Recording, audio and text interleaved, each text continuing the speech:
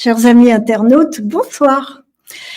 Vous vous souvenez, l'année dernière, nous avions reçu Martine Donnette et Claude Diot pour leur combat contre la violation permanente des lois par les grandes surfaces au détriment des commerces indépendants, mais aussi pour la perte de revenus du Trésor public qui ne réclame pas aux grandes surfaces les sommes qui sont dues et qui préfèrent taxer nos citoyens.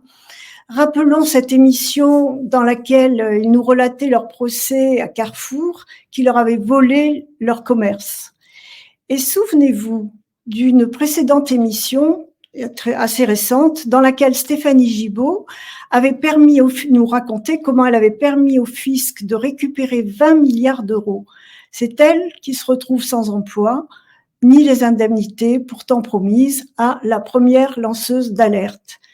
Ici, Martine Donnette et Claude Diot ont démontré que rien que pour la région PACA et dans le cadre des grandes surfaces, ce sont 418 milliards d'euros qui ne sont pas réclamés par Bercy et qui ne le seront sans doute jamais, puisqu'il semble bien plus simple de taxer directement les honnêtes citoyens. Bonsoir Martine, bonsoir Claude. Merci Jackie de nous recevoir. C'est un plaisir. Bonsoir Claude. Bonsoir. Avant de parler de plan de campagne, qui est le sujet d'aujourd'hui, il serait bon de rappeler comment se fait la demande et comment est attribuée l'autorisation de construction de ces grandes surfaces. Martine est la grande spécialiste du droit. Je crois que vous en savez plus que tous les avocats réunis que vous avez pu consulter. Voilà, c'est-à-dire que quand une grande surface veut s'implanter quelque part. Voilà, quand une grande surface veut s'implanter, eh bien, elle a deux obligations. Elle a l'obligation de demander une autorisation d'exploitation commerciale et l'obligation de demander un permis de construire. Et pour échapper au premier recours, c'est-à-dire contre l'autorisation d'exploitation commerciale, eh bien, il déclare des surfaces moindres pour échapper d'abord à l'autorisation de la commission départementale d'aménagement commercial, mais surtout au recours des commerçants, parce qu'ils savent que s'ils ont des recours, leur projet risque d'être annulé et surtout, comment ça leur fait perdre, ça leur fait perdre du temps. Voilà. Oui.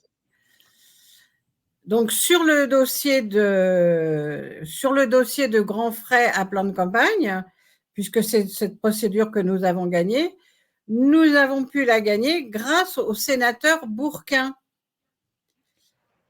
Voilà. Donc, on va peut-être passer la vidéo du discours du sénateur Bourquin, qui date malgré tout d'il y a 5 ans. Si la régie veut bien retrouver cette vidéo du sénateur Bourquin. Merci. 16, toujours le même Martial Bourquin demande la parole. Je crois qu'il n'y en a pas d'autres. Oui. Écoutez, ça sera plus une information à nos collègues. En travaillant pendant de longs mois sur ce dossier, et d'apprendre qu'il n'existe plus de contrôle du respect des autorisations commerciales. Depuis quelques années, la DGCCRF, qui était compétente, s'est totalement désengagée et les préfets sont incapables de faire appliquer la législation dans ce domaine. La conséquence, c'est qu'il y a des dizaines de milliers de mètres carrés illégaux qui sont en ce moment exploités, en toute illégalité, entraînant des distorsions de concurrence considérables. Nous sommes face à une situation trop souvent rencontrée dans l'ensemble de la France. Des associations recensent tous ces mètres carrés illégaux et nous votons ici des lois qui ne sont pas appliquées. Nous votons des lois qui ne sont pas appliquées. Et il faut impérativement faire cesser ce scandale. Et là, c'est vers le gouvernement que je me tourne, Madame la Ministre, pour souligner que de son côté, il lui faut rapidement reconstituer des pôles de ressources pour procéder au contrôle nécessaire. On en parlait tout à l'heure des ABF, on parlait certains services de l'État qui étaient complètement dans l'incapacité de remplir leur mission. Là, il s'agit d'infractions à la loi caractérisées qui ne sont pas punis, qui ne sont pas interdits d'être exploités et qui se traduisent par des distorsions de concurrence. Madame la ministre, j'aimerais vous entendre sur cette question, en sachant que vous n'êtes pas seul responsable. Tous les gouvernements précédents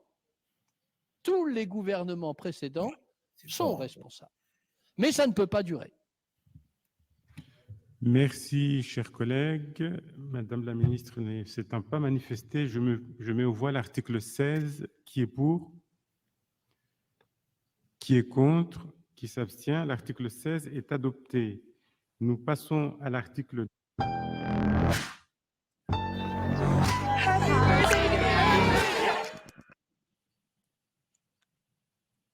Oui, ça veut dire qu'ils ont bien entendu, mais personne n'a réagi. C'est pas très Oui, encourageant. alors, si, puisqu'on a eu la modification de la loi. Ça, c'est récent, Voilà. oui. Oui, avant l'intervention de M. Bourquin, c'était le préfet peut mettre en demeure la grande distribution qui est en surface illicite de ramener ses surfaces dans la légalité. Et maintenant, la loi, c'est le préfet doit contrôler. Donc, fort de cette nouvelle loi, on a saisi le tribunal administratif en 2020 et on a été jugé en 2024. Ça fait qu'il a roulé quand même pendant 6 ans avec des surfaces illicites. Alors, le souci, c'est qu'il a déposé un permis à 999 mètres carrés, mais comme il était dans le centre commercial de plan de campagne, il devait quand même demander une autorisation d'exploitation commerciale, sachant que sur la zone, il est interdit de délivrer tout nouveau mètre carré de surface de vente alimentaire. Donc, de toute manière, il est dans la totale illégalité. Oui, on reviendra là sur le sujet parce que effectivement, vous aviez déjà fait une demande à la préfecture des Bouches-du-Rhône le 15 janvier 2020 et vous aviez saisi la justice administrative puisque personne ne vous avait répondu. Tout à fait. C'est ça. Voilà. C'est-à-dire que si le préfet... Et puis la boulangerie aussi, la boulangerie Marie Blachère. Voilà. Oui, c'est plus ancien, ça remonte à 2016. Le permis de construire est de 2016 et on a été débouté quand on a attaqué le permis de construire. Oui. On a été débouté pour attaquer le permis de construire. C'est les conséquences des députés et des sénateurs qui refusent qu'on puisse attaquer les permis de construire frauduleux. Les commerçants. Voilà, donc il est là le problème. Le problème, c'est un ensemble. Et c'est pour ça qu'on dit que nous sommes revenus carrément en oligarchie. Oui, alors on va montrer cette image et puis on reviendra sûrement sur Grandfray parce que le scandale est là. Les lois existent, mais elles ne sont pas appliquées. Donc, pas du tout.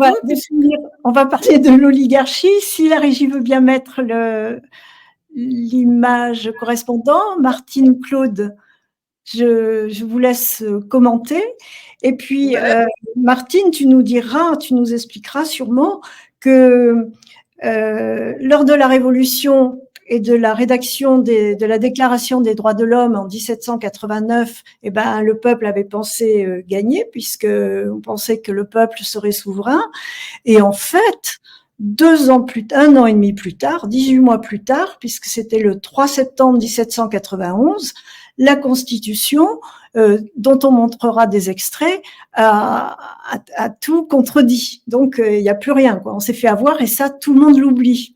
Alors, je te laisse la parole sur l'oligarchie. Voilà. Donc, l'oligarchie, c'était un système politique dans lequel le pouvoir appartient à un petit nombre d'individus ou de familles, à une classe sociale restreinte et privilégiée. Donc, on voit bien aujourd'hui, on a reconstitué ces classes. Donc, il faut rappeler, parce que c'est quand même bon de rappeler quand même la morale de Jean de La Fontaine de 1668. Hein. La raison du plus fort est toujours la meilleure. Ben là, on le voit bien. Hein. La raison du plus fort, c'est celui qui a de l'argent et qui ne respecte pas la loi. Il n'y a pas de souci. Et après, donc ça, c'est la morale de la fable Le loup et l'agneau. Et après, selon que vous serez puissant ou misérable, les jugements de cour vous rendront blancs ou noirs. Donc ça, c'est les animaux malades de la peste. Mais on voit bien que de toute manière, on en est toujours là. On en est toujours là. Donc, ce n'était pas la peine de se glorifier. On se glorifie depuis 230 ans que nous avons les droits de l'homme et du citoyen, mais depuis 230 ans, ils se débrouillent à magouiller pour qu'on ne puisse pas les faire appliquer, ni les droits de l'homme. Alors, les lois, nous, on considère que les droits de l'homme sont passés à la moulinette avec 77 codes, c'est-à-dire qu'ils ont tellement fait des codes, des lois, plus personne s'y retrouve, et c'est pour noyer le poisson, pour qu'on ne puisse pas appliquer les droits de l'homme et du citoyen. Voilà, oui, on en est là aujourd'hui. Hein. Tu dis aussi, Martine, que si on avait eu accès à la justice, on aurait pu dénoncer les permis illégaux de grands frais et Marie Blachère devant le tribunal depuis longtemps. Et il se serait pas... Dès l'origine. Et les commerçants de cette zone n'auraient pas été en situation de concurrence déloyale.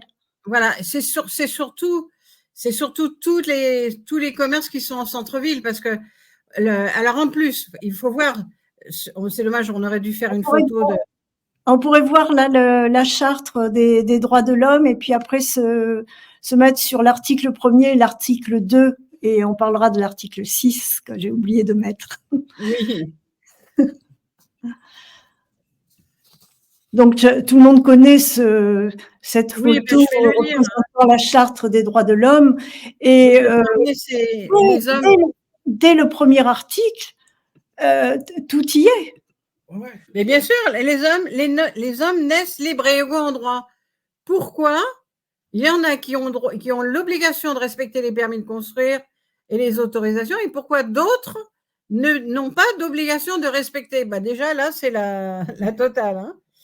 Alors après, l'article 4, la liberté consiste à faire… L'article 2 aussi, le but de toute association politique est la conservation des droits naturels et imprescriptibles de l'homme. Ces droits sont la liberté, la propriété, la sûreté et la résistance à l'oppression. Eh ben, on ne peut pas résister, hein, puisqu'on ne peut pas accéder à la justice. Voilà. Donc, la résistance à l'oppression, il faut qu'on s'organise autrement. Hein. Alors après, on a l'article 6 qui précise que la loi, soit elle protège, soit elle punit. Mais là, en l'occurrence, la loi, elle ne protège plus, elle ne punit pas. Alors, la loi existe bel et bien, mais personne ne l'applique. Voilà, c'est l'article 1er de la loi Royer. Ben, personne ne l'applique. Et puis après, concernant les punitions, concernant les amendes pénales, eh bien, ils n'ont plus du tout d'amende sur la concurrence déloyale qu'ils exploitent. Ça a été retiré par Sarkozy, je crois. C'est Sarkozy qui l'a retiré, hein, parce que ça avait été mis en place par Chirac. Il en a fait des bêtises. Alors, puisqu'on parle de ça, pour la régie, c'est un petit peu plus bas dans les documents que j'ai envoyés. Il y a la décision de 88 de Jacques Chirac. Hein, Martine, tu vas nous… Oui, depuis 1988. Voilà, pour la régie, c'est à la fin des documents. Donc, le décret de 88, c'est Jacques Chirac. Et en novembre 96, le président Sarkozy a tout défait. En 2008. Oui, 2008. Je te laisse nous expliquer ça, Martine. Voilà. Donc, la régie, c'est à la fin, ce sont les documents à la fin. Oui. Alors, il faut savoir que le traité de fonctionnement de l'Union européenne, alors en ce moment, on a notre Premier ministre, on les a tous là sur l'Europe, de nous dire, mais on applique les traités. Ils n'appliquent rien du tout, parce que le traité de fonctionnement de l'Union européenne interdit les abus de position dominante et interdit la concurrence déloyale. Donc, on voit bien qu'avec tous ces millions de mètres carrés exploités illégalement, eh bien, c'est pareil, le traité de fonctionnement n'est pas appliqué puisqu'il laisse libre cours à la concurrence déloyale. Et c'est pour ça que cette concurrence déloyale, nous, on la dénonce à plus de 418 milliards. Hein. Donc, voilà. Pour la région PACA. Pour la région PACA. Donc, Oui, je rappelle que ce livre a été rédigé sur le sujet, justement, et qu'il est édité aux éditions Talma Studio. Voilà. Donc, en 1988, pour transposer le décret dans le droit français, il avait été établi qu'il devait y avoir des amendes pénales pour les surfaces illicites. Oui. Ça a été reconduit en 96. Ça a été reconduit d'abord en 93 avec Pierre Bérégovoy et ça a été reconduit après avec Raffarin. Mais quand Nicolas Sarkozy est arrivé, il a supprimé toutes les amendes pénales pour punir la grande distribution.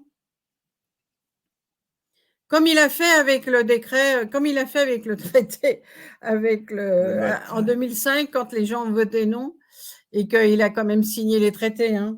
Ben, il a fait pareil avec la grande distribution. Il leur a fait cadeau de milliards d'euros d'amendes non perçues par l'État. Et pourquoi, à votre avis, l'État ne réclame pas cet argent? Parce que maintenant, ça fait quelque temps que c'est prouvé, dénoncé. Il y a eu un échange de courrier avec Bruno Le Maire. C'est tout simplement, c'est parce qu'on en avait parlé avec du courrier aussi échangé avec Gabriel Attal. Tout ça, ça n'a rien donné. Ça n'a rien donné parce qu'ils soutiennent l'oligarchie. À partir du moment où ils soutiennent l'oligarchie, que les députés et les sénateurs ne font pas de loi pour lutter contre les fraudes, ou qu'ils se débrouillent pour faire des circulaires pour que les lois ne soient pas applicables, ben, il est là le problème. Et c'est pour ça qu'il est grand temps que le peuple se mette en rébellion, se mette en résistance à l'oppression pour dire, mesdames, messieurs les députés, mesdames, messieurs les sénateurs, vous n'écoutez pas les gens qui vous dénoncent toutes les infractions. Et qui leur donnent leur mandat. Voilà, parce qu'on leur donne le mandat. Alors, ils sont tous là. Vous avez vu, là, c'est les élections européennes. Votez pour moi, votez pour moi. On n'arrête pas de se recevoir des papiers dans les boîtes aux lettres. Mais oui, quand ils sont en place… Ben, ils nous oublient. Quand ils sont en place, eh ben, ils ne font rien pour appliquer les droits de l'homme. Oui. Oui, et ça, on oublie que tout était marqué dans cette charte des droits de l'homme. C'est ce que vous conseillez à tout un chacun dès qu'on se pose une question de savoir si on peut, quelle est la loi, etc. On se réfère à ce texte et tout est prévu et ça a été fait il y a 200 ans. C'est un texte, comme on a une amie qui nous le dit, ce sont des textes de génie. Ils ont pensé ça il y a 230 ans en arrière. Oui. Il n'y a pas une virgule à changer. Oui. Voilà. Mais c'est parce qu'ils sont trop bien qu'ils ne veulent pas qu'on les applique.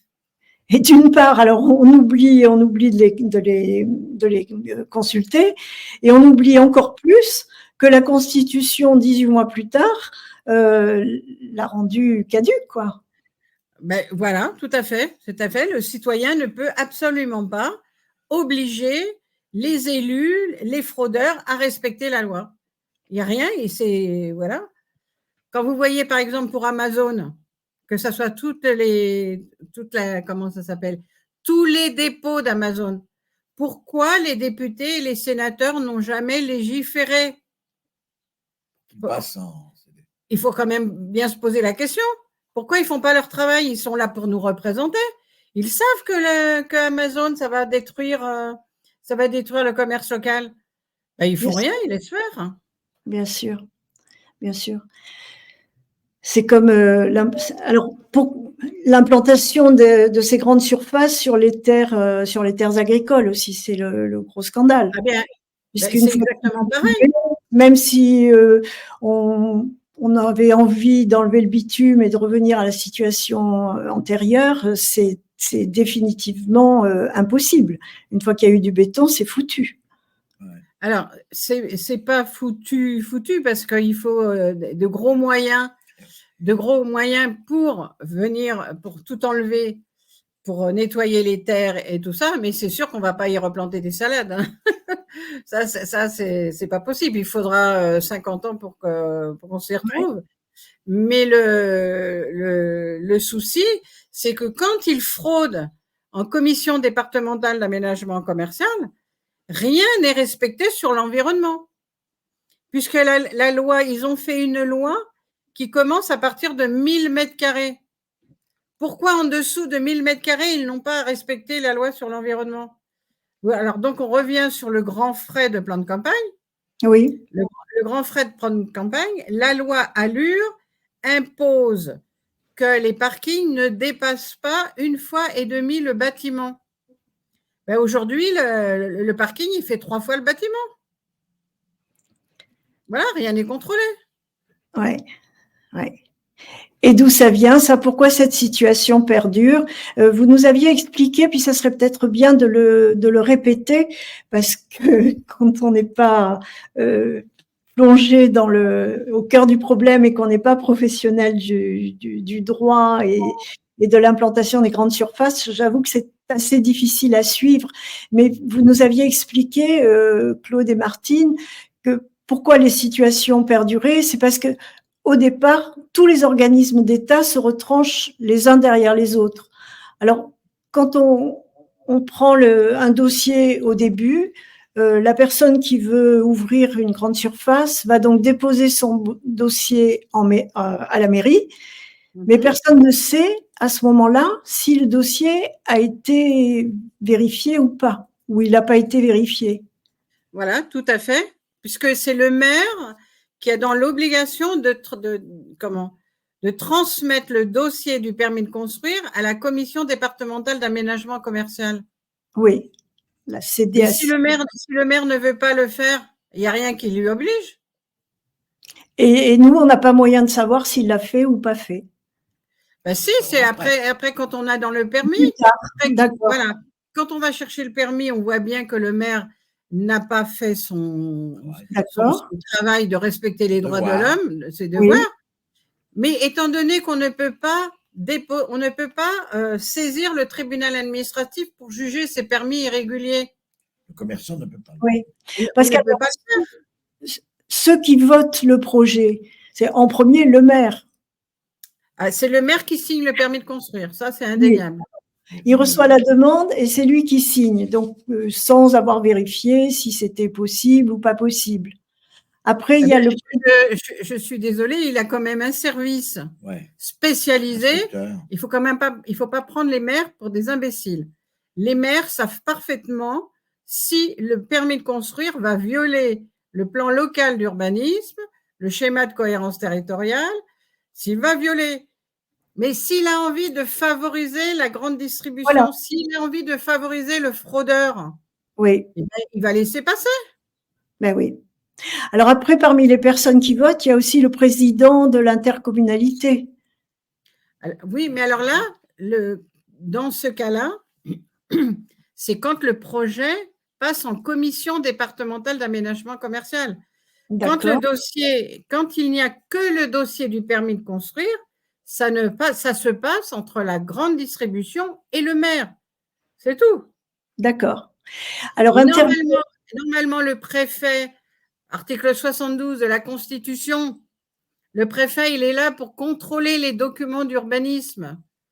Mais quand on voit le peu de permis frauduleux qui sont déposés devant le tribunal par le préfet, là aussi, c'est regrettable. Et au prétexte, ils n'ont pas de personnel. Voilà.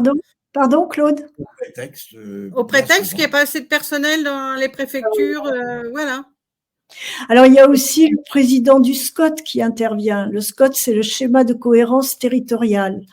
Quel est son rôle? Quel est celui du SCOT? Pour la régie, on a des documents sur le SCOT. Voilà.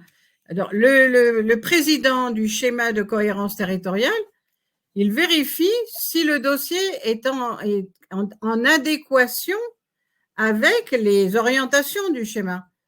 Mais par exemple, pour grands frais, comme le dossier n'est pas passé en commission, personne n'a regardé. Ben oui. Donc, sur la zone de plan de campagne, il est interdit de rajouter des mètres carrés de surface alimentaire, Oui. eh ben, il est passé outre tout ça, avec la complaisance du maire.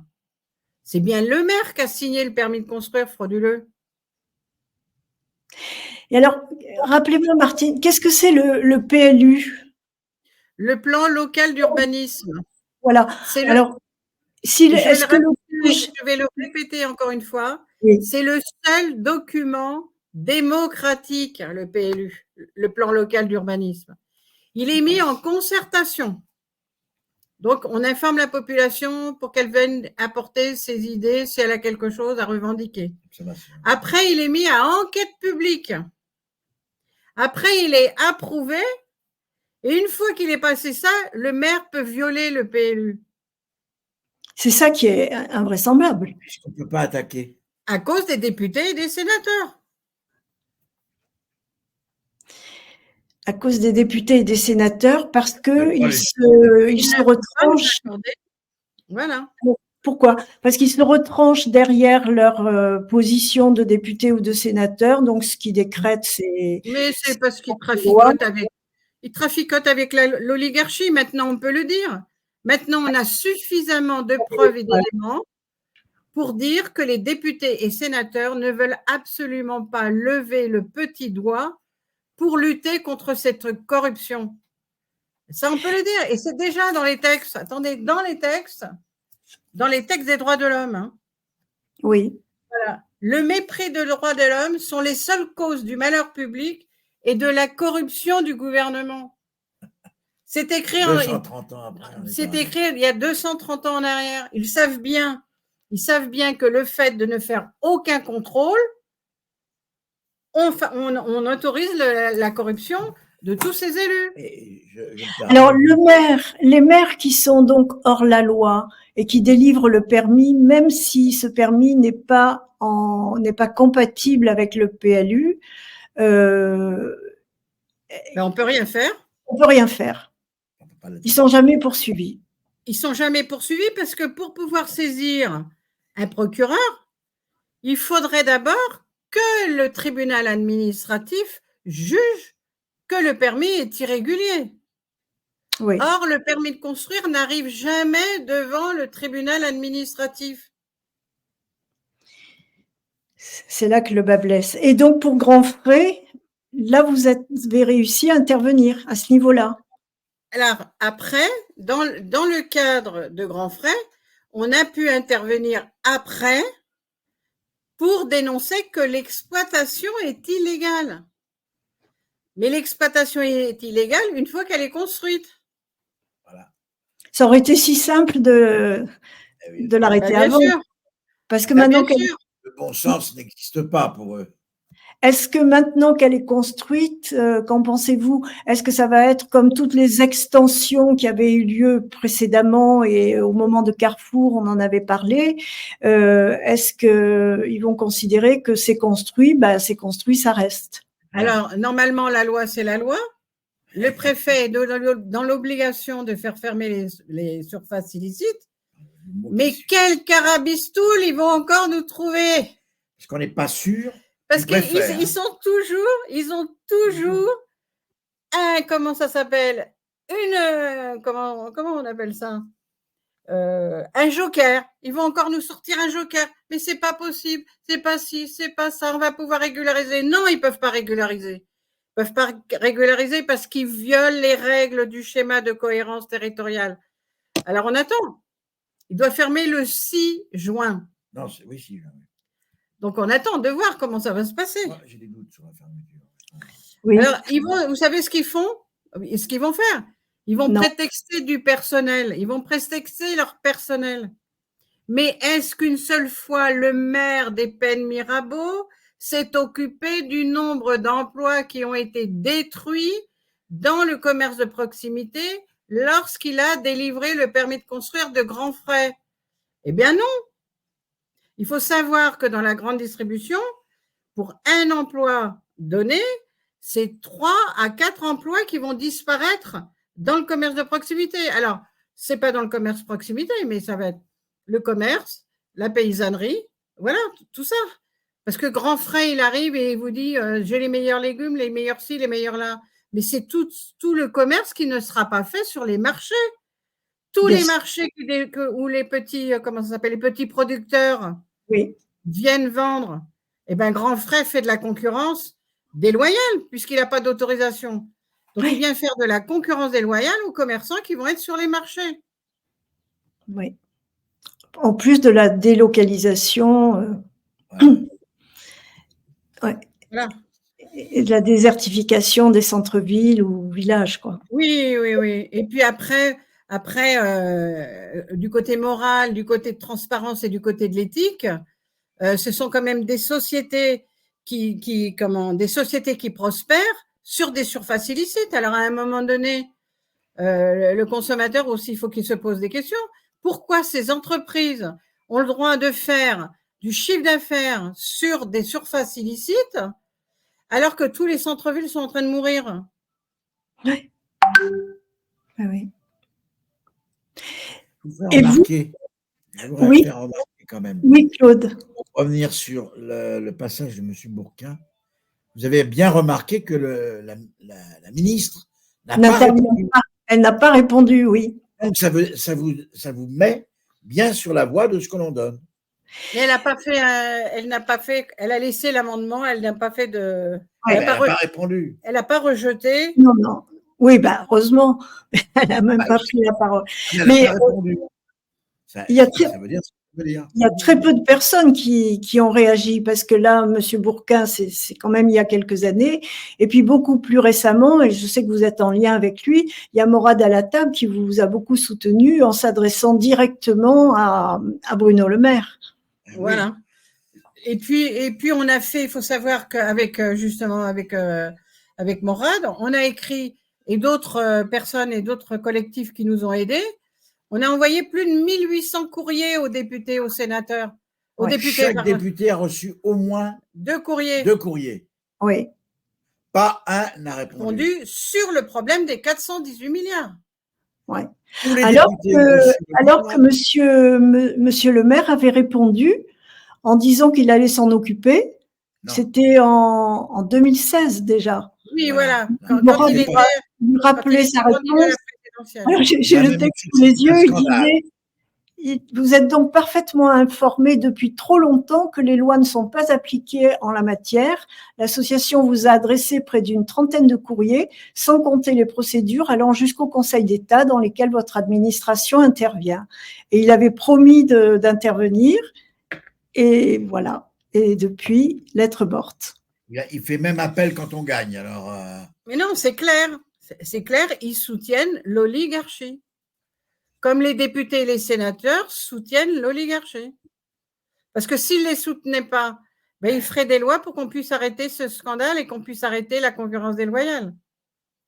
Alors, on pense qu'on a des lois, on pense que on n'est pas compétent dans le domaine juridique, mais en fait, même s'il y a des gens compétents, les lois existent et puis ne servent à rien puisqu'elles ne sont pas appliquées ou alors détournées. Alors, et le pire, les pièces disparaissent aussi, non? Dans les dossiers. Mais et ça, on peut faire le parallèle avec, on a fait plusieurs émissions sur ce sujet aussi, que ce soit donc avec Stéphanie Gibault sur la corruption, et puis aussi toujours avec Morad également, et puis le film de Pierre Barnérias et Les Survivantes, dans le domaine de la pédocriminalité.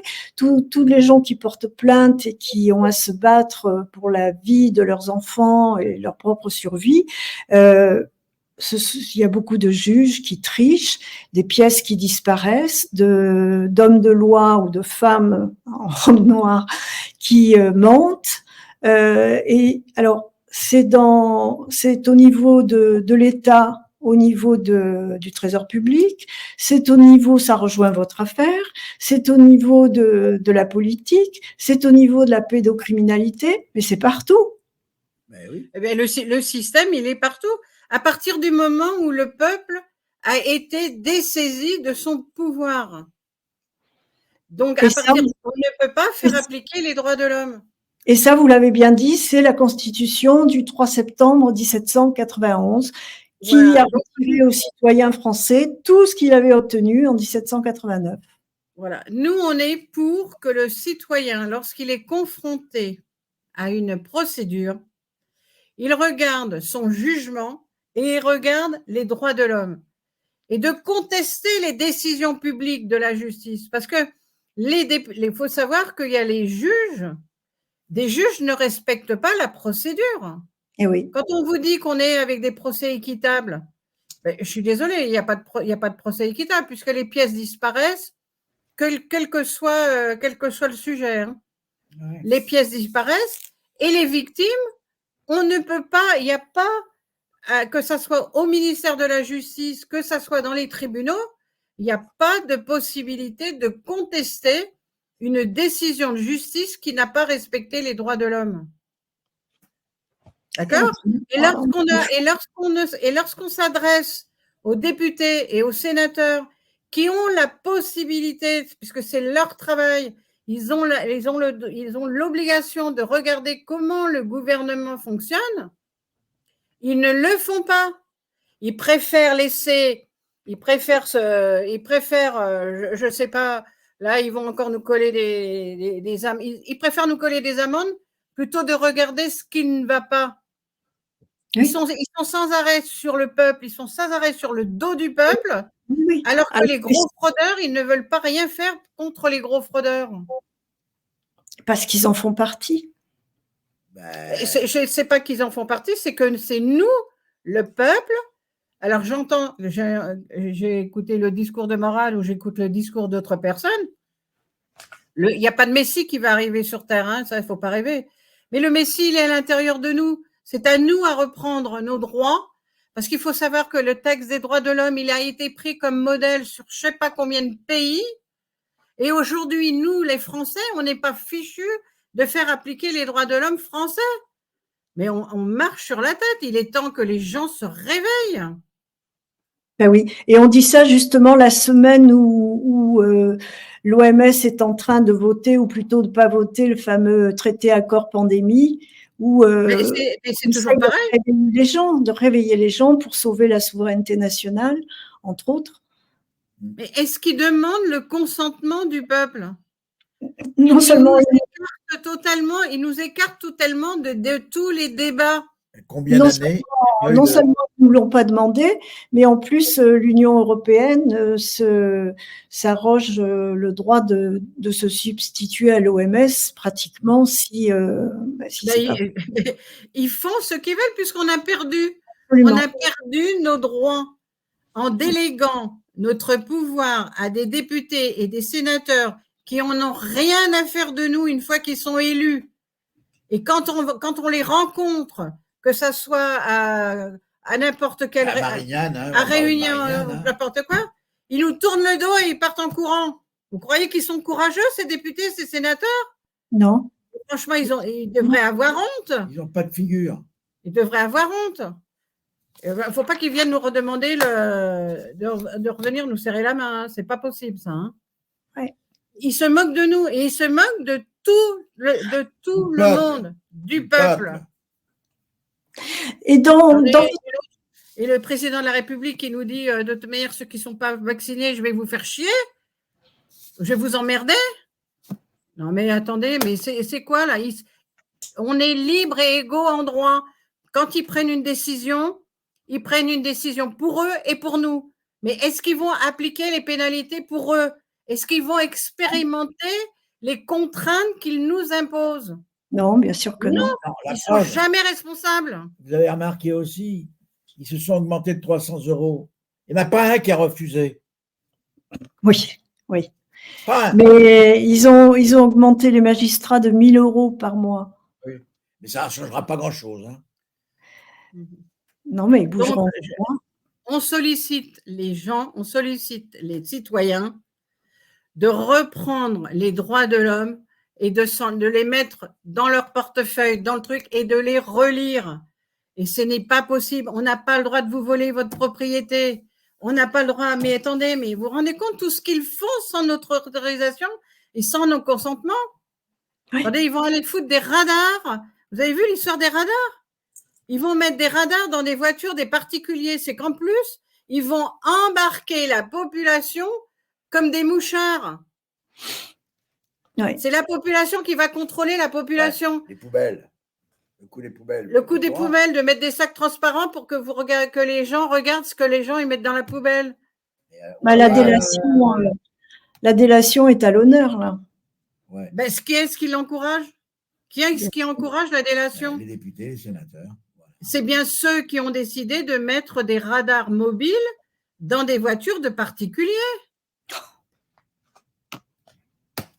Tout ça encore pour ponctionner encore les individus.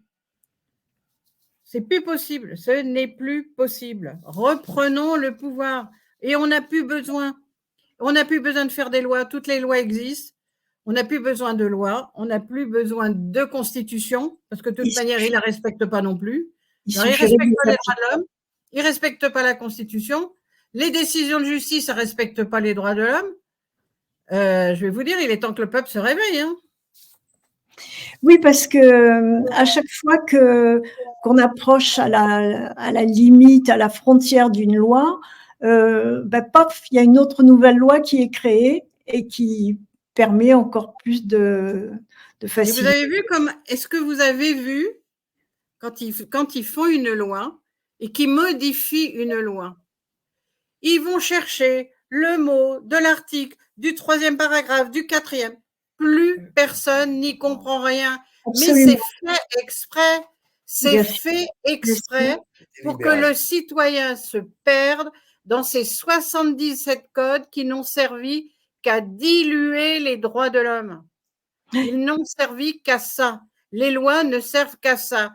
Les lois ne servent que pour ne pas appliquer les droits de l'homme. Alors qu'il y avait 17 articles, c'était simple, ils étaient clairs, précis. Mais les 17 articles, je vais vous dire, voilà. Hein. Déjà, un procès équitable, il n'y a pas de procès. On ne peut pas vous juger quand vous n'êtes pas présent. Hein. Je suis désolée. Le respect des droits de l'homme, le respect de la liberté, de la propriété. Voilà, la liberté consiste à faire ce qui ne nuit pas à autrui.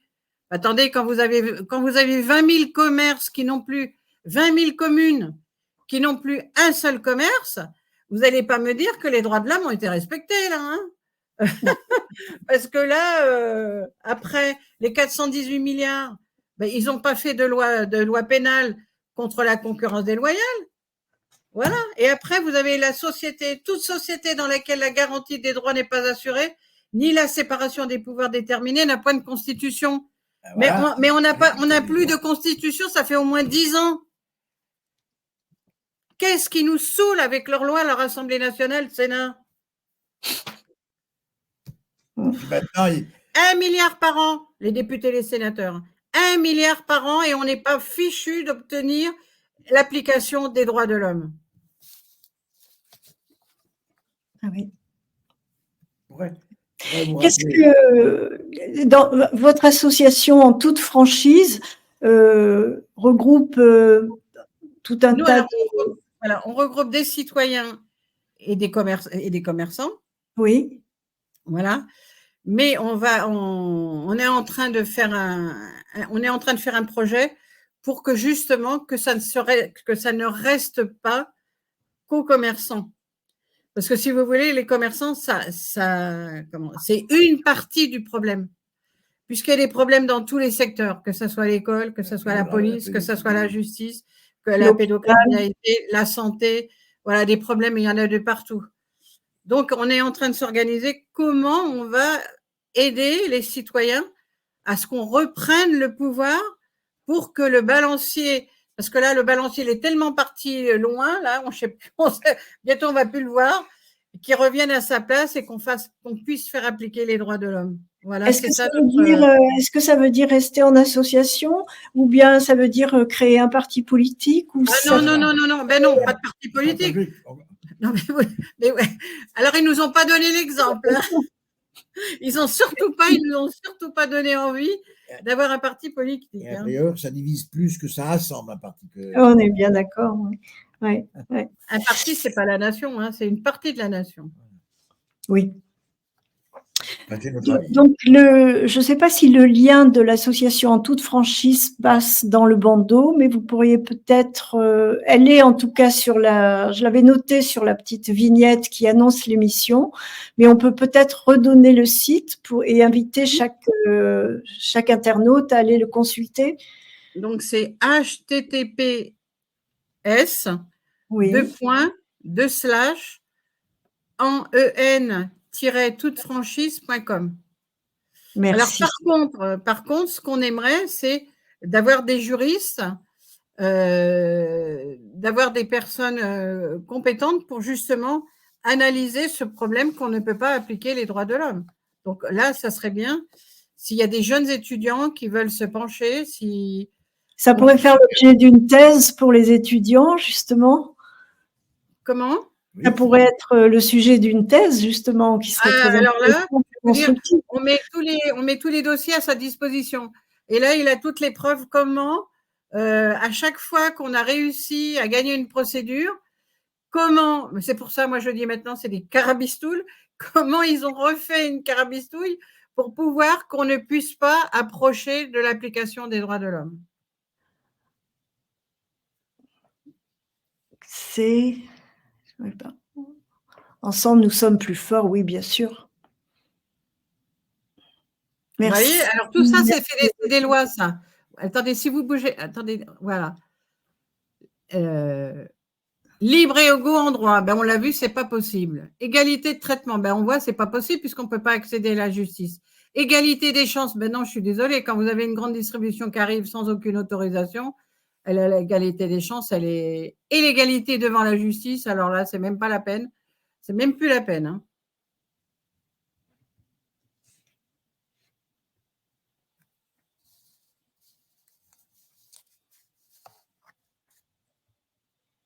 Pour ceux qui ne l'ont pas déjà lu, on vous invite à vous procurer ce livre document de 418 milliards aux éditions Talma Studio, écrit avec Patrick Pazin, qui est vraiment très intéressant. Alors, mais vous voyez, par contre, on ne peut pas dire qu'on n'a pas eu de presse. Hein.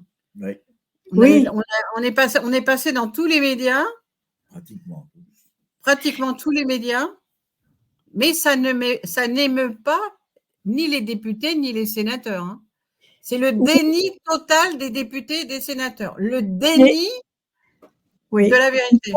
Mais ça, maintenant, tout le monde en est témoin parce que être complètement invisible, bon, c'est triste, c'est une chose. Tandis que là, c'est pas votre cas. Vous êtes partout et il ne se passe rien.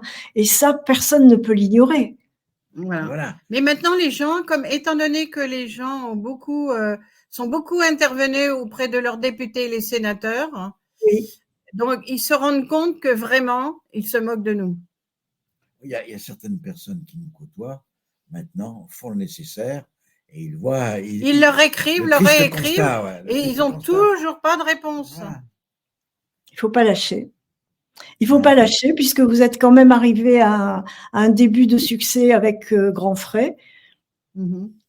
Mais donc, disons qu'on a réussi à faire appliquer la loi. Maintenant, comment la loi va être exécutée par le préfet? Voilà. C'est encore les grandes. Voilà. Il y a encore une grande mission de continuité entre reconnaître la loi et son application. Et est-ce que je peux vous demander au plan personnel, où en êtes-vous dans votre procédure contre Carrefour? Mais Carrefour, c'est pareil, il est soutenu. À partir du moment où ils sont soutenus, ils se sentent très forts. Je vous remercie pour Carrefour Vitrolles, mais quand Carrefour se présente pour régulariser 5625 mètres carrés, il obtient, alors que la DGCRF en a trouvé 523. Expliquez-moi la différence. Il y a une impasse là. Hein. Oui. Carrefour se présente pour régulariser 5625 mètres carrés et il l'obtient en plus par la CNAC. Et il a une 523 mètres carrés de surface trouvée par la DGCRF. Et le plus grave grave là. Enfin, le grave, je ne sais pas s'il y a le plus grave ou moins grave, c'est tellement. Tout est grave, tout est terrible. Comment l'État puisse permettre que ces sociétés qui sont dans la totale illégalité puissent signer des baux commerciaux sur des refus de permis de construire ou signent des baux commerciaux sans que le bailleur n'ait sollicité une autorisation d'exploitation commerciale. Alors, est-ce qu'il n'y a pas une loi, Martine, je me souviens plus, sur les extensions? Parce que une fois que c'est construit, bon, ben, c'est construit, ils veulent pas. Ils ont quand même la responsabilité. Oui, bien sûr. Le préfet qui est contrôle, Oui. il doit demander le permis de construire. Quand il voit des locataires sur un refus de permis de construire, il devrait quand même se poser des questions. Hein. Oui. C'est pas dissimulé, il n'y a rien de dissimulé là. C'est devant tout le monde, c'est aux yeux. Oui. Aux yeux et ceux qui ont déjà construit demandent de la reconnaissance de la faute qu'ils ont fait en disant bon ben c'est fait. Et bien sûr, puisqu'ils ne sont pas punis. Ils ne sont pas punis à cause de qui? À cause des députés et des sénateurs, puisqu'ils ne sont pas fichus d'appliquer l'article 6 des droits de l'homme. Alors, il y a un autre détail que je voulais dire. Oui, donc, ils signent des baux commerciaux sur des refus de permis de construire. Et vous imaginez bien, une fois que vous partez en procédure, ben, qu'il ne faut pas que ces éléments ils apparaissent. Donc, il y a comment ça s'appelle? Ils sont tellement dans le mensonge, tellement dans le déni, que même les juges acceptent leurs mensonges. Pire. Il est là le problème. Pire, dans Carrefour Victoire, le juge d'instruction fait des faux. Le procureur fait des faux. Donc, si vous voulez, on voit bien qu'ils sont, voilà, ils vivent entre eux. Ils vivent entre eux. Les juges, les fraudeurs, les députés, les sénateurs, les fraudeurs, les juges, le préfet, Bercy. Voilà, ils vivent bien entre eux. On va rappeler le contenu de l'article 6 de la Déclaration des droits de l'homme qui dit la loi, soit elle punit, soit elle protège. Tu en reparlais tout à l'heure. Voilà. Bon, ben là. Normalement, la loi Royer était censée. Voilà. La loi Royer était censée protéger le commerçant. Bon, quand on voit qu'il y a plus de 14 ou 17% de vacances commerciales dans les centres-villes, on ne voit vraiment pas l'orientation de la loi qui a été respectée. Ils vont encore vous dire que c'est parce que le commerçant n'est pas capable. Parce qu'ils ont toujours la rhétorique. Hein. Donc. Ce ne sont pas des bons gestionnaires. Il est là le problème. Mais ils ne luttent pas contre la concurrence déloyale. Regardez là, il y a Casino a vendu. Oui. Mais au lieu de vendre Casino, ça crée ça crée un bordel pas possible sur certaines zones. N'aurait-il pas fallu de dire on démolit tous ces bâtiments? On les attribue à d'autres. Non. L'activité a cessé, on démolit. Point barre. Mais non, on permet de racheter ces magasins pour refaire encore de la concurrence. Voilà, on s'en sort plus. Nous, sur notre zone, on a le Carrefour de Vitrolles, Carrefour a racheté le Casino de Saint-Victorin et on a le Carrefour de Châteauneuf-les-Martigues. Oui. Attendez, alors on a 50 000, on a 4 000 et on a encore 12 000 mètres carrés de l'autre côté. Non, mais. Et tu en as oublié un, Gignac-Lanert. Et à Gignac-Lanert, c'est encore un Carrefour Contact. Ils sont où, là? Ils sont où les députés et les sénateurs pour faire appliquer l'abus de position dominante? D'accord? Abonnés absents. Oui, puis là, sont bien des grandes surfaces c'est des hypermarchés. Hein. Là, on est dans les hypermarchés. Toute une partie alimentaire. Donc, et pourtant, le SCOT interdit tout mètre carré supplémentaire en alimentaire sur la zone commerciale. Ça, c'est un plan de campagne. Mais ça ne va pas gêner pour. On a le traité de fonctionnement dit il faut lutter contre les abus de position dominante. Comptons le nombre de mètres carrés que Carrefour a sur la zone. Mais c'est exponentiel. Ouais. Vous l'avez calculé, j'imagine. Ben, je vous dis, il y a le 23 000 mètres carrés à Vitrolles. Il y a 8000 mètres carrés à Châteauneuf-les-Ratis, 4500 mètres carrés à Saint-Victorin. Le truc, et puis il y en a plein tout autour. Voilà. 35 000. C'est Sarkozy qui a supprimé tous ces critères qui étaient obligatoires par le traité de fonctionnement de l'Union européenne. Quel était son intérêt? Ah, les copains. Bah ouais, c'est cher, oui. C'est cher une campagne électorale. Ah oui, surtout lui, il est bien placé. Il dépensait à tour de bras. Mais là, c'est Sarkozy, on a le nom du meneur. Mais tous ceux qui laissent faire, tous les députés, tous les partis qui laissent faire, ne sont-ils pas complices avec Sarkozy? Bien sûr. Ouais. Voilà. Il n'y en a pas un. Hein. Alors, attendez, avant, quand on écrivait aux candidats, on avait des réponses. Là, on leur a demandé de nous accorder le droit de recours pour pouvoir attaquer les permis de construire frauduleux. Il n'y en a pas un qui a répondu. Pas un qui a répondu. Notre propre député, on ne va pas citer son nom, notre propre député de Marignane, mais je ne donne pas son nom. Voilà.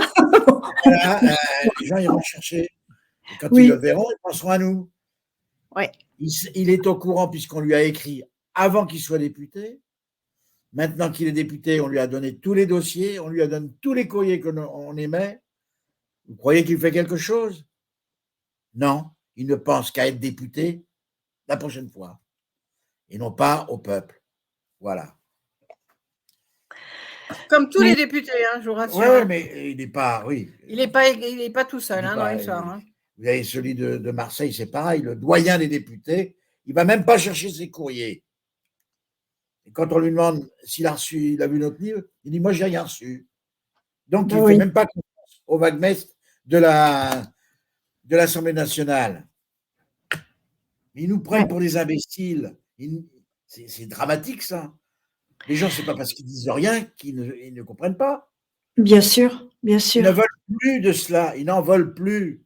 Ils veulent qu'on les entende, qu'on les comprenne. Non, mais grâce à vous et dans ce domaine-là, les Français vous entendent votre parole et vont la répercuter. L'heure est passée très très vite et avant de se quitter, je vais vous demander de finir sur une note optimiste parce que finalement, c'est en bonne voie maintenant. Voilà, la note optimiste, il y a Morad, il y a plein de personnes, il y a Stéphanie Gibault qu'on salue, il y a longtemps qu'on ne l'a pas vue. Et puis, il y a plein d'autres personnes. Et maintenant, il faut tous qu'on réclame l'application des droits de l'homme et qu'on vire ces imposteurs. Ce sont des imposteurs. Ils nous font croire qu'on est dans un pays des droits de l'homme et c'est faux, archi faux. L'oligarchie a repris sa place avant 1789. Merci Martine. Merci Claude. Vivre notre pays quand même, qui est un beau pays quand même. Mais voilà, on a un beau mal pays. Mal géré. On a un beau pays et on aimerait que tous les citoyens profitent de ce beau pays. Oui. Merci faisons beaucoup. Ce vœu. Invitons tout le monde tous les gens qui nous regardent à vous procurer ce livre sur les 418 milliards et puis à aller voir l'association en toute franchise et s'abonner ou s'inscrire. Je ne sais pas comment. Les deux, adhérer à l'association en toute franchise. Et les étudiants qui veulent faire une thèse sur les magouilles de la grande distribution, pas de problème, on est à leur disposition. Tous les documents sont à votre disposition et vous allez faire de grands progrès et faire un bond pour rétablir la justice. Merci à tous. Oui, merci beaucoup. Merci Martine, merci Claude, merci à tous de nous avoir suivis et à la semaine prochaine. Au revoir.